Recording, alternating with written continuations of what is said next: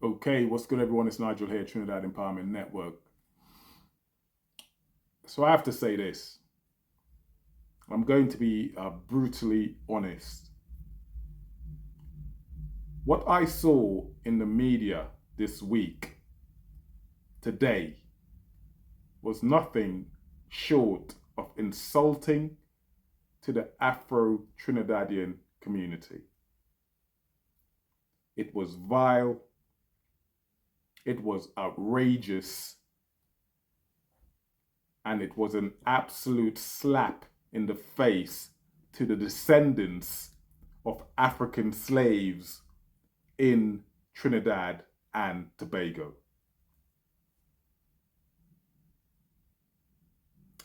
The president of Trinidad and Tobago, the head of state, publicly called on citizens to emulate the values of Indian ancestors.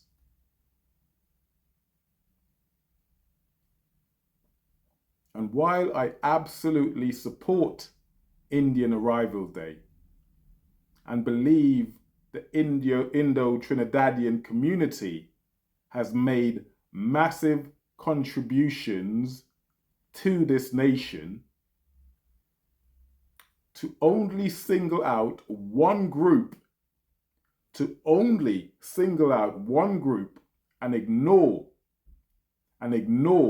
the blood, the sacrifice, the struggle of African ancestors, of our African ancestors, is divisive, it's dangerous, and it's historically dishonest.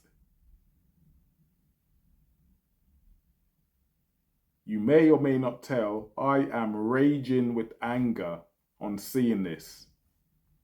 And every thinking person should be too. So today, I want to take some time out to give you some facts, not the nonsense you learned at school that Christopher Columbus discovered Trinidad and therefore this man is a hero.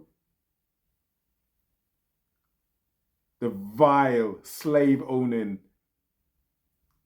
human being that he was.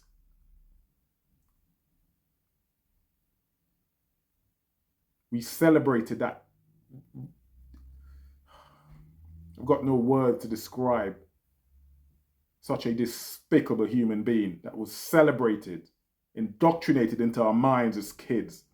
So let's talk facts today. Let's not talk feelings, because I'm outraged by what I saw today. African slaves were forcibly taken from West Africa under one of the most brutal and dehumanizing system ever known to man, ever created by man.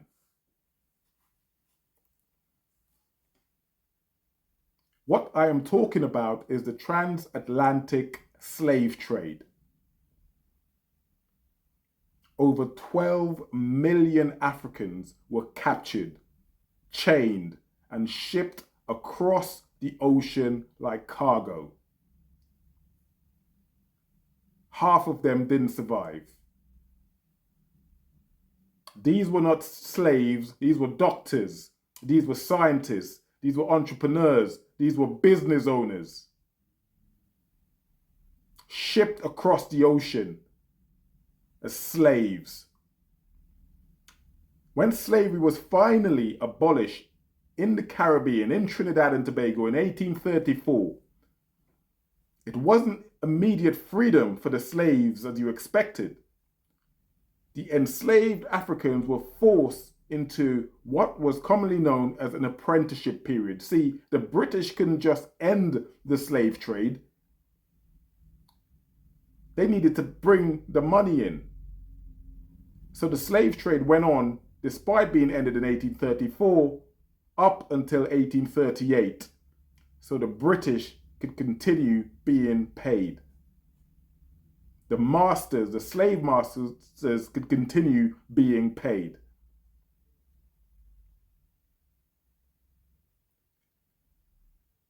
You know what the most vile, disgusting part is? The slave, the enslaved, were given nothing. The British government instead compensated the slave owners to the value of around £20 million at that time, which in today's money would be roughly £18 billion. You convert that to Trinidad dollars.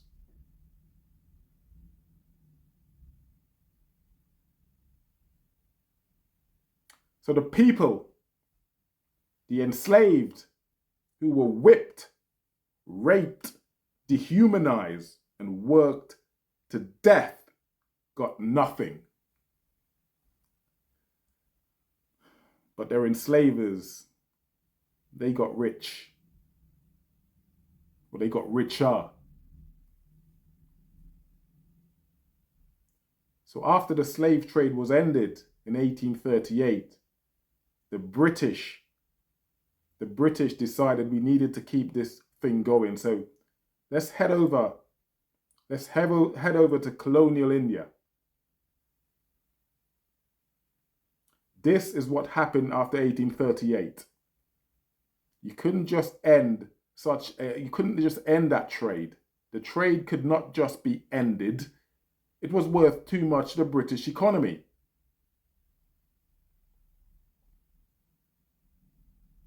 To keep the plantations running after slavery ended, the British turned to colonial India. They brought over indentured laborers, or who they called indentured laborers, in and around 1845, about 7 years after the end of the slave trade.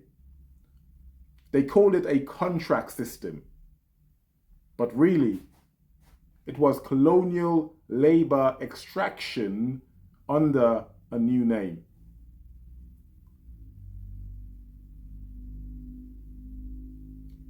Now here's a part nobody wants to talk about.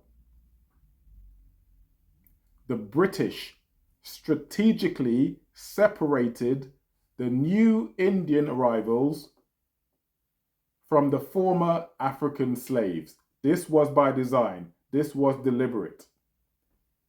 And this is where you begin to understand why we are in the position we are now in Trinidad and Tobago. The Indians were housed separately. They were given plots of land.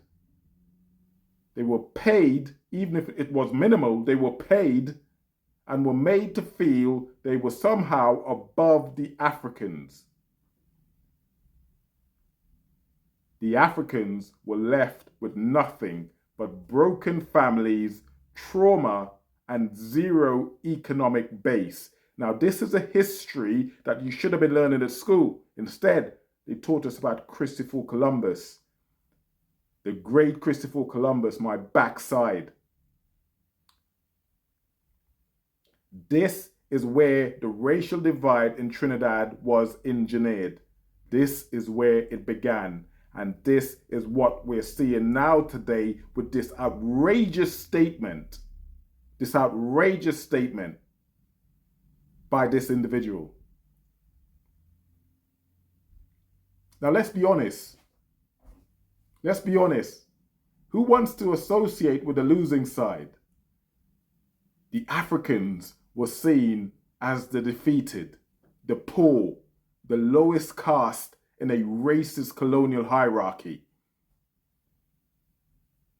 Indo-Trinidadians were subtly encouraged to affiliate upwards towards whiteness, not sideways, upwards.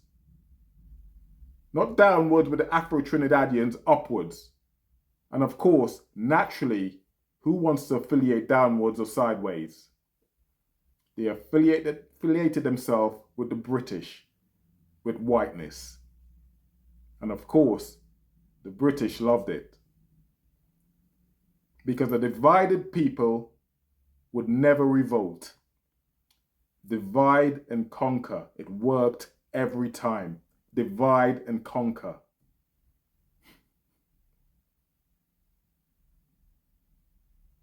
That division continues to this very day. That division continues to this very day. The ignorance continues to this very day.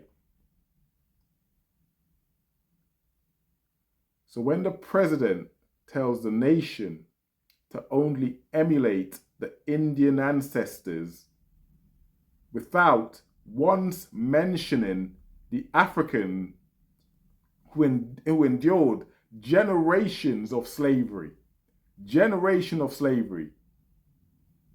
you are feeding a dangerous lie. There is a people that had everything stripped from them, their languages, who they are, their names taken from them, their culture taken from them, left with nothing, no history. Look at our names. Look at the names we carry.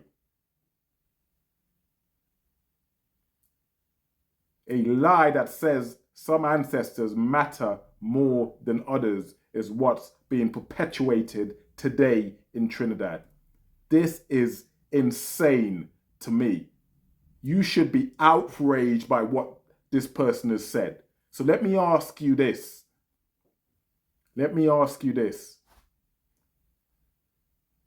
Where was the call to emulate the African men and women who resisted slavery, who fought back tooth and nail to see the ending of slavery, who fought for their dignity when they had nothing, who fought and died,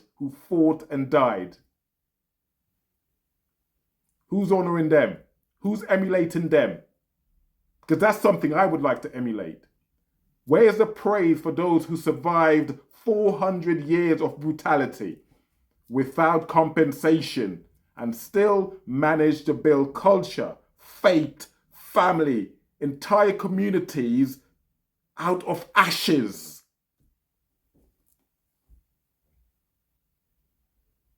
Why are we being told to honor some legacies but not others? This is not unity, my friends, my family. This is not unity. This is erasure. This is erasure. This is outrageous.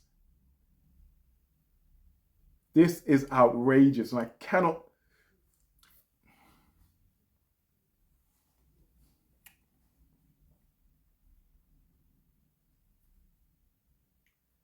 Now, let me be clear. Let me be clear as possible, clear as possible. This is not about attacking Indo-Trinidadians. I respect their history. I honor their contribution to the Caribbean, to Trinidad and Tobago.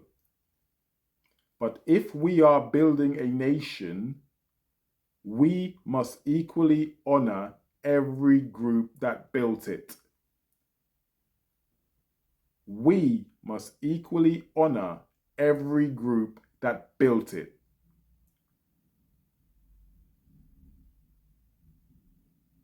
So I'm going to leave you with this.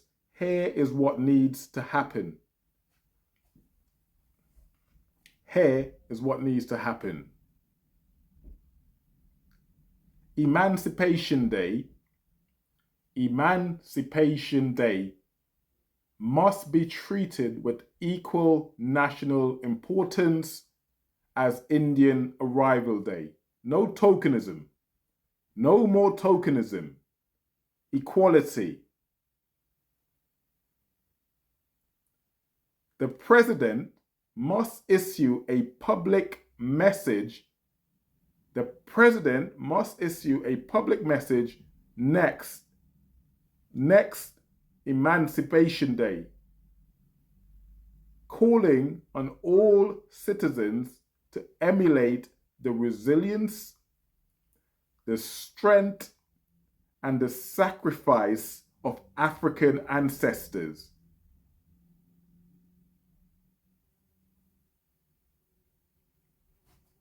Afro-Caribbean history must be fully integrated into our national curriculum and taught correctly, not the whitewashed nonsense we were taught for years. It must be taught correctly. Not just about slavery, but resistance, culture, and global contribution. Our history is not just slavery. The people who were transported from Africa to the Caribbean, from Africa to the Americas, were doctors, entrepreneurs, scientists, businessmen and women. So let's stop pretending unity can come from partial recognition. Real unity comes from the truth. Real unity comes from the truth.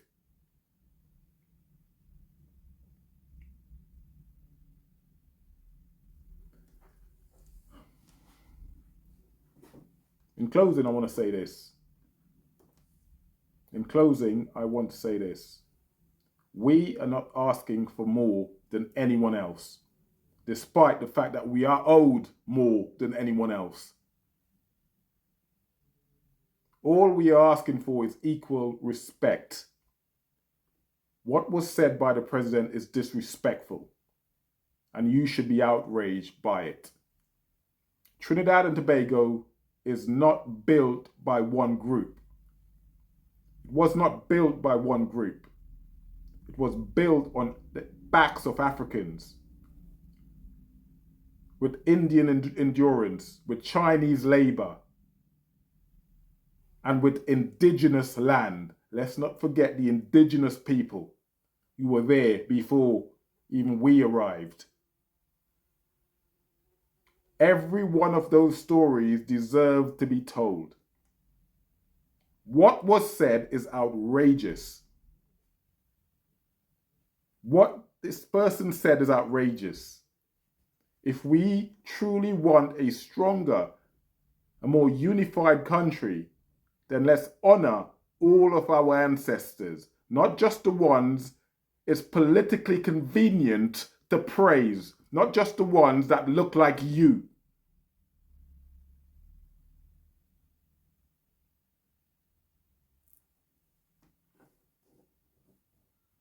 And with that said, I'd like to end by saying, may we never forget where we came from. All of us. Like, subscribe, and I'll see you guys on my next video. For now, much love. God bless. Take care. Peace.